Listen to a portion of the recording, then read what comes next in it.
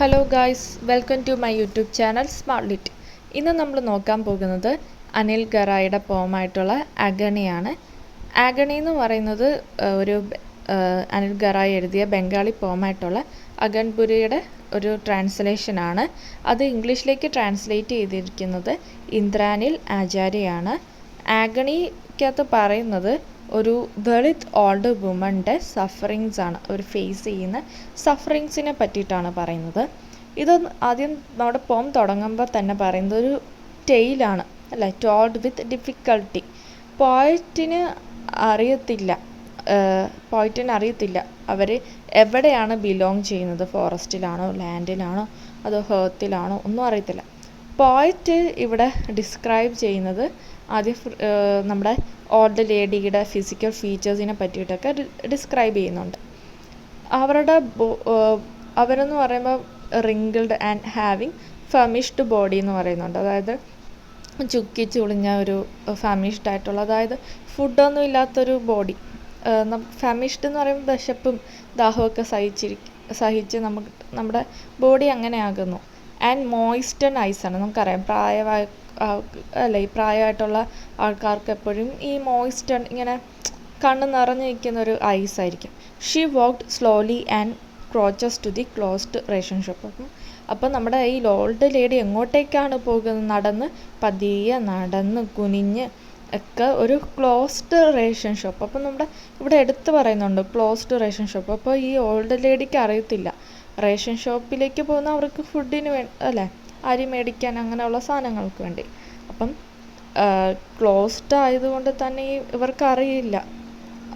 She took moment for gasping breath. അതേപോലെ കുറച്ച് അല്ലേ, ഇത്രയും പ്രായമായിട്ടുള്ള ആളാണ്, അപ്പം കുറച്ച് നേരം നിന്നിട്ട് അല്ലേ, ബ്രീത്തിങ് ശ്വാസമൊക്കെ ഒന്ന് എടുത്തിട്ടാണ് പോകുന്നത്.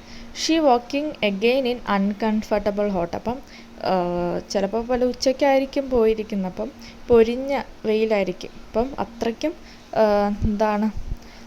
അത്രയും അൺകംഫർട്ടബിൾ ആയിട്ടുള്ള ചൂടത്തൊക്കെയാണ് അവർ നടന്ന് പോകുന്നത്.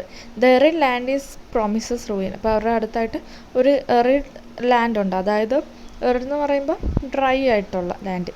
ഡ്രൈ ലാൻഡിന് നമുക്കറിയാം ഫ്രൂട്ട്സും ഒന്നും ഉണ്ടാകാം അല്ലേ, ഫ്രൂട്ട്സും വെജിറ്റബിൾസും നമുക്ക് കൃഷിയൊന്നും ചെയ്യാൻ പറ്റത്തില്ല. She thinks about estates while walking. It gives her joy but it is forbidden. അപ്പം നടന്നു പോയിക്കൊണ്ടിരിക്കുമ്പോൾ ഇപ്പോൾ പഴയ കാര്യങ്ങളൊക്കെ ആയിരിക്കും അവർ എസ്റ്റേറിയസ് എന്ന് പറയുമ്പോൾ പോയ കാലങ്ങളെ പറ്റിയിട്ടായിരിക്കും അവർ ഓർക്കുന്നത്. അപ്പോൾ അത് അവർക്ക് ജോയ് ആണ് നൽകുന്നത്, പക്ഷെ അത് ഫോർബിഡൻ ആണ്. ഓൾഡ് ലേഡി എന്ന് പറയുന്നത് ഒരു അബാൻഡൻ സോളാണ്. അവർക്ക് ആരുമില്ല കൂട്ടിന്, അവരൊറ്റയ്ക്കാണ് എല്ലാം ചെയ്യുന്നത്. ഓൾഡ് ലേഡി എന്ന് ഇവിടെ ഒരു BPL കാർഡ് പിടിച്ചുകൊണ്ടാണ് പോകുന്നത്. ആ BPL കാർഡ് സിംബലൈസ് ചെയ്യുന്നത് അവരുടെ ഐഡൻറ്റിറ്റിനെയാണ്. BPL കാർഡ് എന്ന് പറയുന്ന ബ്ലറായി പോയിരിക്കുകയാണ്, അങ്ങനെ കാണുന്നൊന്നുമില്ല. അത് മേ ബി അവർ സ്വെറ്റ് ചെയ്ത് അതെല്ലാം മങ്ങിപ്പോയതായിരിക്കാം. ഓൾഡ് ലേഡിക്ക് ഡിസീസൊക്കെ പിടിപെട്ടിട്ടുണ്ട്. പിന്നെ ഇവിടെ ഒരു ഗ്രാജുവൽ ഡിക്കേഡ് ഇൻ റാംഷക്കൽ ഫ്രെയിമിനെ കുറിച്ച് പറയുന്നുണ്ട്. അത് ആ ഓൾഡ് ലേഡീനെയാണ് അവിടെ കാണിക്കുന്നത്. ഹെർ ബോഡി എന്ന് പറയുമ്പോൾ ഫ്രജൈലാണ്. പിന്നെ നമ്മുടെ poem talks about the suffering of the Dalit old ലേഡിയാണ്. അവരൊരു ദളിത്താണ് അല്ലേ. ഗവൺമെൻറ് പോളിസീസ് അവരെ ഒരു വെനമസ് ആപ്സ് കുത്തുന്ന പോലെയാണ് അവർക്ക് തോന്നുന്നത്, അതായത് നമ്മുടെ പാമ്പ് കുത്തുന്ന പോലെയാണ്. No one is take care of her. She need of basic amenities such as food, water and shelter amongst her people. അപ്പം അവർക്ക് ബന്ധുക്കളുണ്ടോ ഇല്ലയോ എന്നൊന്നും അറിയത്തില്ല. അവർക്ക് എന്താണ് വേണ്ടത്? ബേസിക് അമ്യൂണിറ്റീസ്, ബേസിക് നീഡ്സ് ആയിട്ടുള്ള ഫുഡ്, വാട്ടർ, ഷെൽട്ടറൊക്കെയാണ്. അവരുടെ പീപ്പിളുടെ കൂടെ ഇതെല്ലാം വേണം. അപ്പം ഇതിനു വേണ്ടിയിട്ടാണ്. അപ്പം ഇതൊരു ദളിത് ഓൾഡ് ലേഡീനെ പറ്റി, അവരുടെ ബേസിക് നീഡ്സിനെ പറ്റിയിട്ടൊക്കെയാണ് പറയുന്നത്. അപ്പോൾ ഇത്രയേ ഉള്ളൂ. ഇപ്പം താങ്ക് യു.